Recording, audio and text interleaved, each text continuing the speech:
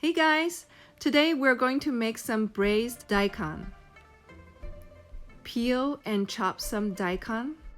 Add 1 tablespoon of oil to your frying pan. Some Chinese cooking wine.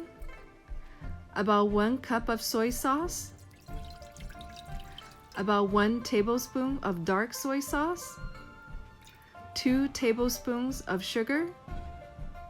1 to 2 cups of water. Mix well and add the chopped daikon. Add a little bit more water to cover the daikon. Turn to medium heat and cover and cook for about 40 minutes. After 40 minutes, add some chopped green onion. And we're done.